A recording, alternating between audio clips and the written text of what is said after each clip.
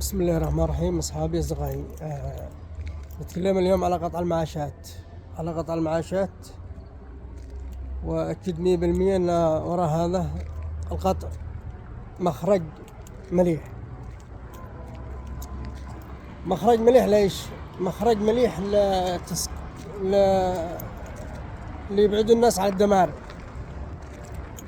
وعلى التنظيم الذي هو أول، اللي كانوا مستغلين البلاد لكرهنا بدمار اليمن. يعني مثلا الآن دحين أصحاب صنعاء اللي هم صنعاء الممثلين عادم بدوا يتظاهروا بإيش؟ يتظاهروا أنهم مسلمش رواتب.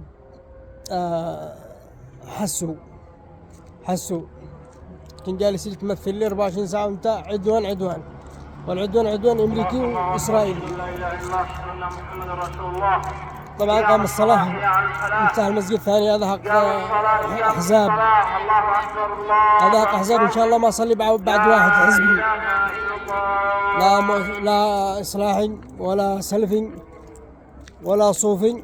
نصلي بعد الناس العامة الذي هم لا يحقروا أحد ولا يسبوا أحد. هذا ما قامش الصلاة هناك. تمام، نرجع للمعاشات. طبعا كل حاجة وبين فائدة إن شاء الله. اللي ما لامش معاش باليمن والموظفين كان معاشهم المعاشات اللي جاء لهم كله عبث، كله أذكار مجرد على العسكري اللي بالدولة يستلم المعاش ويخرب البلاد، يخرب الذي يقوم عليهم. يعني حل المشكلة يعمل له 1000 حله. صار مشغل شياطين أو جن، هذا 10,000 وهذا مدري وهي حاجة ما والله. بعض واحد على 10,000 ريال يردمه، يبزل 10,000 يبزل رشوة. وأنا ما داري كيف الناس يقتنعوا بالمشكلة اللي اللي احتلوا وبزل عسكريين. فخلاص يقتنعوا، ولا كأنه تعالوا ولا كالخابر ما يجيش لصاحبه عنده بيس يقول له مسامح وانتهى الأمر، أفضل من يوم جاقه. طبعا المعاش مقطوع للعسكر بهذه الطريقة، اللي بالجبهات نفس الطريقة، الذي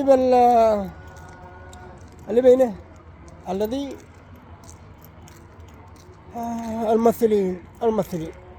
بس أنا أقول تمثيلهم أحسن من العلماء اللي هم بالمساجد. أنا أشتي للعلماء الذي جالسين عبادين البيس، اللي جالس يفتن بالحرب ليل ونهار، جالس يدي العنصرية من أعلى شيء بالعبادة إلى أسفل شيء. هذا أكبر داهية على البلاد، والقبيلة الذي تعولهم ودمروا البلاد وشغلوا الشياطين وخلوا البلاد مدعوة جحد، وما قدروش الآن يصلحوا ولا متجنبين القتلة، ولا قتلوا ولا شيء. يجدي لك ثورة، أنا مشي بالثورة أعبدوه، وأنا أعبد الله يا فاجر. تقتل بني آدم وترجع تدثور، تحكم وتداوقها الله وترجع تتفجر، يعني تركع وسع الصدق. احذر من كل مصيبة انت فعلته وترجع زي الشحات. أسأل الله تعالى أن تفهموني وتفهموا ما العلاج للبلاد. حل المشاكل في إيش؟ في توقيف المعاشات، لأنه كل الناس بعد البيس وبعد الفرز شغل كحة الجن. تمام، وإن شاء الله ما يجي الراتب إلا على شغل رباني.